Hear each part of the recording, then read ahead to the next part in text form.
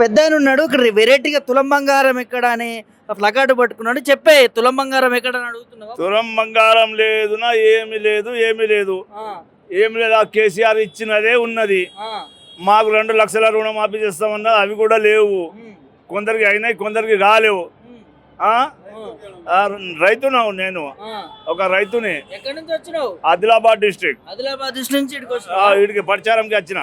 ఏం చెప్తున్నావు మరి జనాలకు చెప్తున్నా, బుద్ధి చెప్పండి రేవంత్ రెడ్డి గారికి.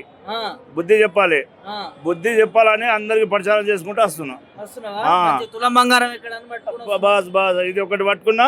తులం బంగారం ఎక్కడ? ఈ రేవంత్ రెడ్డి మాటలు చెప్పిన మా బిడ్డలకు 2 బిడ్డలకు పెళ్లి అయినాయి. తులం లేదు, ఆదా తులం లేదు, పాసా లేదు, ఏది లేదు. కళ్యాణ లక్ష్మి కూడా రాలే, ఇంకా రాలే. రైతు బంధు లేదు, ఏం లేదు. పైసలు లేకపోతే ముఖ్యమంత్రికి వెళ్ళి దిగేయాలి. ఎవరైనా ఎక్కుతారు కదా వేరే. కేసీఆర్ చెప్పలేడు కదా అప్పుడు నా దగ్గర డబ్బు లేదని. ఈయన ఎట్లా చెప్తున్నాడు ఈయన? అంతే, దిగేయాలి. ముఖ్యమంత్రికి రాజీనామా చేసేయాలి. కేసీఆర్ తీసుకుంటాడు, చేస్తాడు ఇప్పుడే. అంతే. తెలివి ఏం తెలివి ఉన్నది? నాకు తెలివి లేకనే కదా.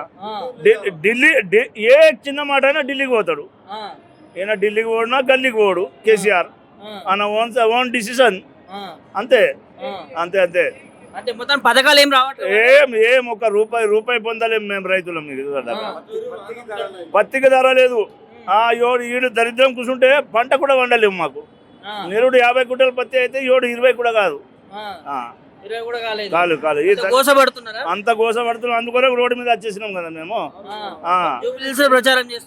అందుకొరకే పత్తి కూడా ఖరీదు చేయకట్లేరు. తేమ శాతం ఇక్కడ నీళ్ళలే అంతా కొట్టుకుపోయినా ఏం చేద్దాం? తేమ అయితే ఉంటది కదా. మేమైతే దానికి నీళ్ళు చల్లలేము. మంత్రులు చూడడానికి వచ్చిరా? ఇక్కడ ప్రచారంకి వచ్చినాం.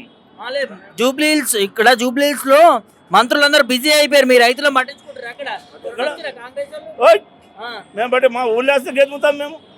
అంతే జరుపుతాము. కాంగ్రెస్ కు ఒక్క దండం పెట్టి చెప్తున్నా. ఎవరికైనా అక్క చెల్లెలు తమ్ముళ్ళు ఎవరైనా ఉండాలి, ఓటు మాత్రం కాంగ్రెస్ కు వేయద్దు, మోసపోవద్దు. అంతే.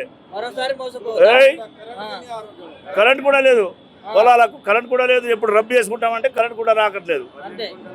కేసీఆర్ రావాలా. కేసీఆర్ ఉన్నప్పుడు 12 కుంటలు ఎకరానికి పత్తి తీసుకుంటే 6 ఎకరాలట, 6-7 ఎకరాలు. ఈడు వేరే ఏడగడేయాల అద్దు. ఈ ప్రభుత్వమే అద్దు. అద్దు దొంగ ప్రభుత్వం, దొంగ. కేసీఆర్ రావాలి కదా. బోత్ నియోజకవర్గము ప్రచారం చేస్తున్నాము. ఏమని అంటే మా రైతులకు చాలా బాధ ఉంది. మేము కేసీఆర్ సార్ ఉన్నప్పుడు మేము దినంలోనే మొత్తం నీళ్ళు ఇచ్చేవాళ్ళం పొలాలకు.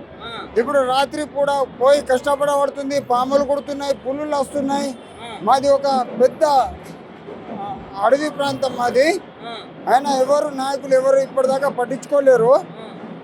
అసలు రేవంత్ రెడ్డి కూర్చున్నాడు కదా ముఖ్యమంత్రిగా. ఇప్పుడు కూడా ముఖ్యమంత్రి కేసీఆర్ అంటారు.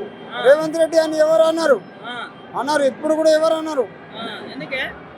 అన్న ఇప్పుడు బతుకమ్మ చీరలు అంటారు, అన్ని అంటారు. రేవంత్ రెడ్డి ఏం చేసిండు? కాంట్రాక్ట్లు ఇస్తాడు, అన్నదమ్ములకి ఇచ్చేసుకుంటుండు, అన్ని అలాగే దోచి పెట్టుకుంటున్నాడు. ఆయన అబద్ధాలు ఆడి దొంగ నినాదాలు ఇచ్చి 420 అమ్మాయిలు ఇచ్చి. నేను కూడా ఒక స్టూడెంట్. నేను ఇక్కడ హైదరాబాద్లో చదువుకున్నాను. నేను ఒక రైతు బిడ్డని.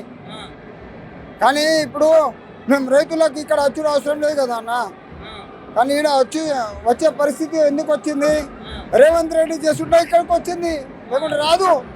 మేము మా అయ్య నాన్నలు అందరూ కేసీఆర్ సార్ ఉన్నప్పుడు కరెంట్ ఉంటే దినంలోనే నీళ్ళు ఇచ్చుకునే వాళ్ళం పొలాలకు. ఇప్పుడు రాత్రి పోవాలా, పాములు కుడుతున్నాయి, తేళ్లు కుడతాయి, మొసళ్ళు వస్తాయి, అన్నీ వస్తున్నాయి. మేము ఎలా బతకాలి? అన్ని దొంగ రేవంత్ రెడ్డి అంతా దొంగనే. జూబ్లీహిల్స్ ప్రజలకు, నా అక్క చెల్లెలకు, అన్నదమ్ములకి చేతులెత్తి జోడించి చెప్పేది ఏమనగా, నేను ఆదిలాబాద్ జిల్లా బోత్ నియోజకవర్గ నివాసిని. నేను కుంటల జలపాతం మీరు విని ఉండొచ్చు, అక్కడి నుంచి వచ్చిన నిన్న. అయితే దయచేసి నా అక్క చెల్లెళ్ళు అన్నదమ్ములకు అందరికీ చెప్తున్నా, స్టూడెంట్స్కి కూడా చెప్తున్నా, దయచేసి మన దొంగ సర్కార్ దొంగ రేవంత్ రెడ్డికి మాత్రం ఓట్లు వేయవద్దు. కేసీఆర్కి వేయాలి, అన్ని బాగా చేసిండు కదా.